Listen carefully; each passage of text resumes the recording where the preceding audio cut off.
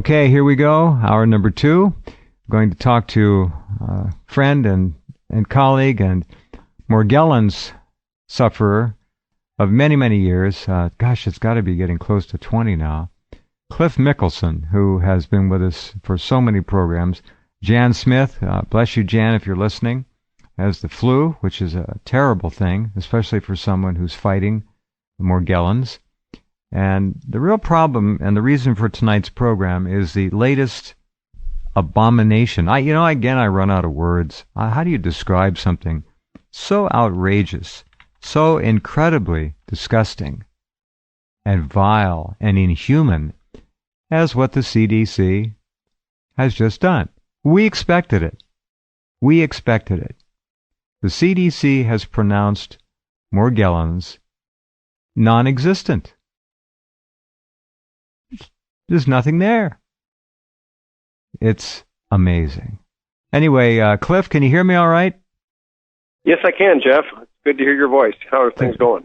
Well, thank you for asking. You know how they're going. Oh, yeah, that's a rhetorical question, isn't it? Yeah, it sure is anymore. We're watching the entire world be taken apart and reconstructed, reconfigured, literally expunged of its natural resources, its humanity, turned into consuming zombie idiot dolts. We're watching all this, those who still can think, and that's all you folks too, and our family of listeners. And I am still amazed at how efficient, how talented, how scientifically brilliant the enemies of good are. When you own the game, it becomes relatively easy. But in addition to that, these people are truly talented at doing what they do best, and that is subjugating and annihilating individual thought and individual morality. They've just destroyed it.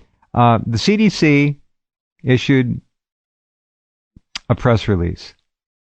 The CDC study of an unexplained dermopathy. Okay? And it just came out the other day. Unexplained, I'll read just a little bit of it to you. You all know what Morgellons is. If you don't, look on my homepage or just type in a search for Morgellons. It's as real as I am and you are and this radio broadcast is.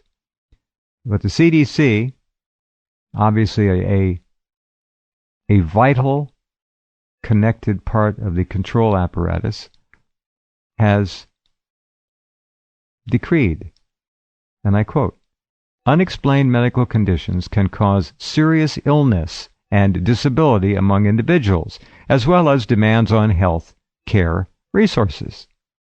In January 2008, CDC began an investigation that sought to better understand an unexplained apparent dermopathy, commonly referred to as Morgellons. CDC partnered with Kaiser Permanente, Northern California, a large group health plan in an area where many possible cases had been reported, and the Armed Forces Institute of Pathology as well, to begin a comprehensive clinical and laboratory study of this condition. Now, it's hard to believe, Cliff, that I'm going to stop right there for the moment, was January of 2008, 5 years ago already. And on that very day, you pronounced the whole study, as did I and others, Jan, as a fraud. A simple throwaway fraud, a whitewash. Absolutely. Yeah, what? Absolutely a fraud, Jeff. And you could smell it coming down the road before it even hove into view. This hurts a lot of people.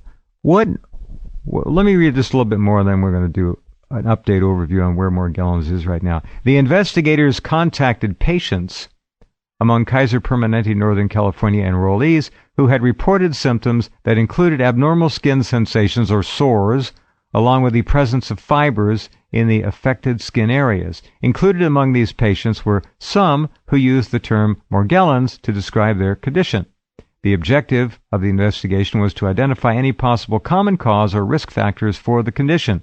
Investigators also sought to objectively describe signs and symptoms of the condition. Study biopsy specimens from patients' skin sores and examine fibers or other materials reported by patients as being on or in their skin.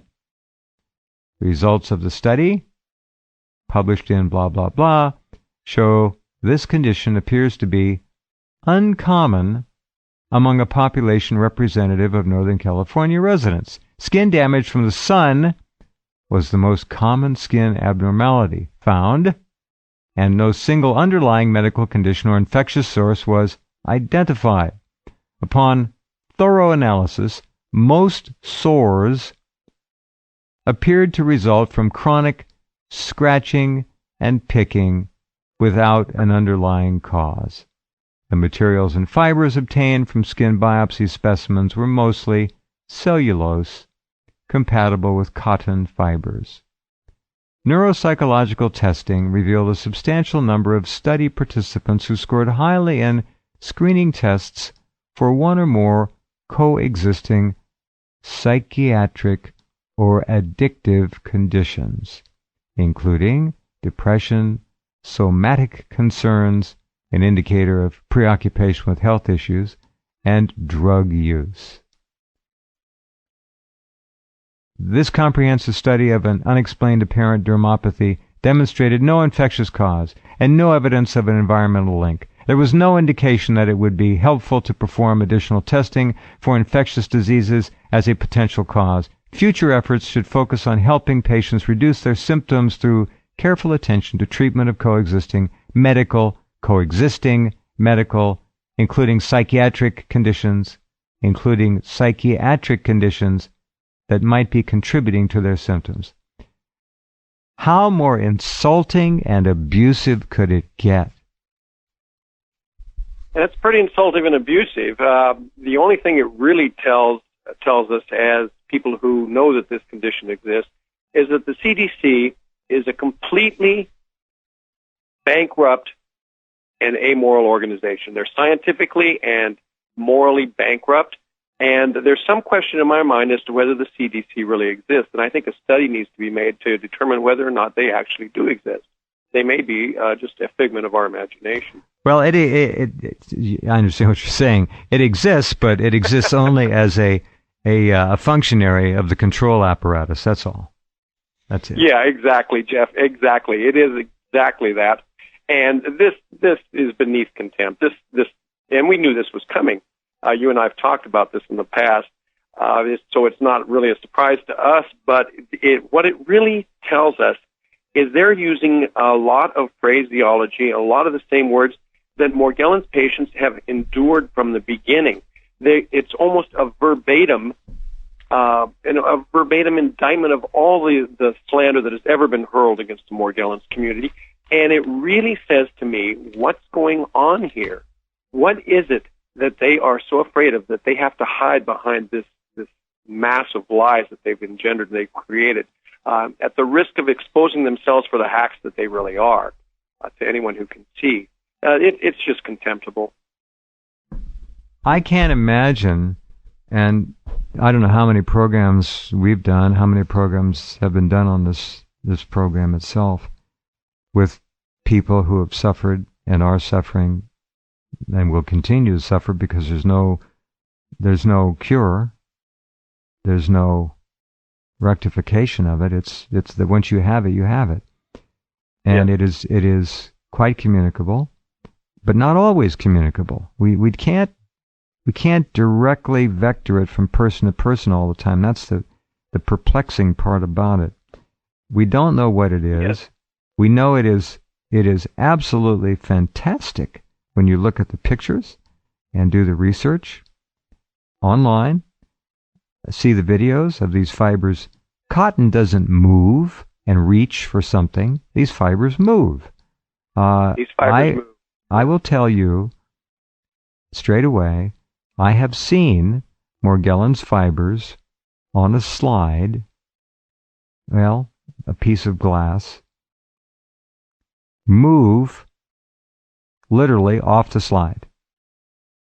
There, and then some hours later, they've gone. They're moved. They fell off. They moved. Yeah. Okay. You can hold them on the end of a tweezers, and they will move. You can put them under a piece of glass so that they have no moving air around them, and watch them. Watch them. They are extremely hard to explain. They're just so bizarre. Right. Right. Absolutely. Okay. Talking to Cliff, and we'll come right back with more. All of you Morgellons folks who are listening right now, you just remember that we are more solid than ever behind you in this program's support and Cliff's support and whatever I can do to help, of course. So don't give up. We know what's going on. What's the current status of? Now you've had it for damn near 20 years. A long time. Long time. Living with Morgellons. Have you personally developed any protocols that you can recommend to folks who may have recently contracted it or who are still struggling? In terms of diet, lifestyle, that have helped minimize and allowed you to coexist with this nightmare? Number one, in my book, is attitude. You've got to have a strong, positive attitude, and you have to keep a sense of humor about you. You have to realize that the sun comes up tomorrow, and it's going to be beautiful when it comes up. Because if you dwell on the negative aspects of what this disease can do and what it does do to you, it will pull you down, and you will be much worse for that. So you need to keep a positive, upbeat attitude about everything around you. You need to take care of yourself. This disease seems to run a cyclical course, especially for those that are first affected. It takes people down hard. It takes them down hard and keeps them down. And to make matters worse, there's the confusion that the first-time sufferers endure because they don't know what's going on and they can't get validation except from others in the community. And unfortunately, many of the people who are first smitten with this don't realize that there is a community out there, so they're wandering in the wilderness, and that's really hard. You have to take care of yourself. You have to get plenty of rest. Some people, Jeff, for some reason, which I really don't really understand myself, some people will have this worse than others. It seems to be somewhat discriminatory and selective in its severity. And other people will get this, and it will just be all over them. And some people carry it in a minor case. But one thing I can guarantee everyone is that there is no cure at this point, and it will be with you for the foreseeable future. So learn to accept that. Acceptance is an important thing, and you can go on with your life and at least enjoy that, have some kind of a quality of life.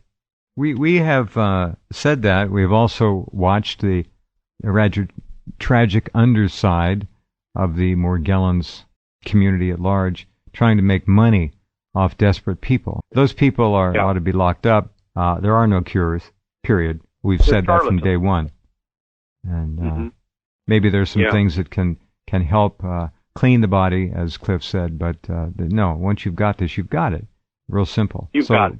Keep the immune system as functional as possible. I would like to see some Morgellons sufferers try carnivora and see what that does. Give that a 6-month tour of duty or even a 3-month trial. I'm getting some email now from folks. Larry Meyer sent in a picture. Thank you, Larry. It's a wad of fibers. He said, Jeff, if you see anything unusual here, you may be delusional. And folks, if you're new to this, you can go to my Morgellons section on the Rense.com homepage, or just do a search, Morgellons fibers, and look at the pictures, look at the videos. Go on YouTube and write in Morgellons, and look at the videos. And there you go. It's everywhere. Yeah, it is. It's everywhere. We'll talk more about everywhere in just a minute with Cliff Mickelson as we continue.